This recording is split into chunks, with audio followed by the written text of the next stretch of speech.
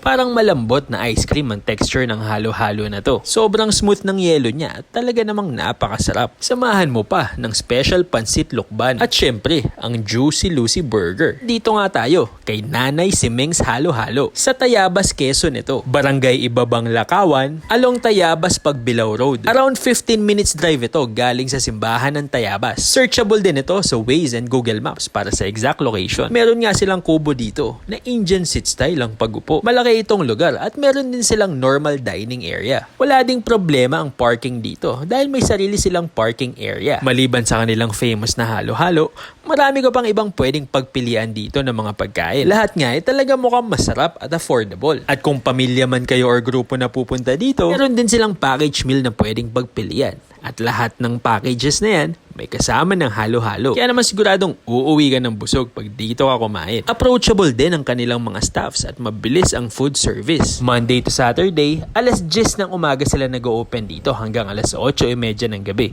At 9 AM naman sila nag-open tuwing Sunday. Agad-agad ko ang tinikman ang kanilang Juicy Lucy Burger. Makapal yung patty niya, may malaking tipak ng bacon at maraming gulay. Perfect pang merienda at siguradong mabubusog ka lalo na kung papartneran mo ng halo-halo. Ganito ka creamy ang texture ng kanilang overload halo-halo. Wala kang mangunguya na yelo dito. Sobrang smooth at maraming sahog. Sa ganitong kalaking serving, dito pa lang, solve ka na. The best yung leche flan at ube on top nila. Kami ngayon natakam na kaya inuna na namin kainin to. Walang matamlay na subo dito dahil lagi may sahog bawat hagod ng kutsara. Kakaiba din ang dating nitong pork inasal nila. Makakapalang hiwa ng karne pero malambot at malasa. Perfect din ang pagkakaluto nitong kanilang pansit lukban. Masarap talaga ang pansit lukban kapag may fresh onion. Malalaki tipak ng pork, atay at chicharon. Meron din squid ball at maraming gulay pambalanse ng lasa. Bangus at chicken inasal naman ang in-order ng mga bata. Sa sarap ng chicken inasal nila, buto na lang tong naabutan ko. Simot to the bones talaga. Meron nga din silang ube makapuno dito. Simple ang datingan pero hindi papahuli sa sarap. Samahan mo pa ng special na minatamis na saba sa ilalim. Siguradong perfect bite yan.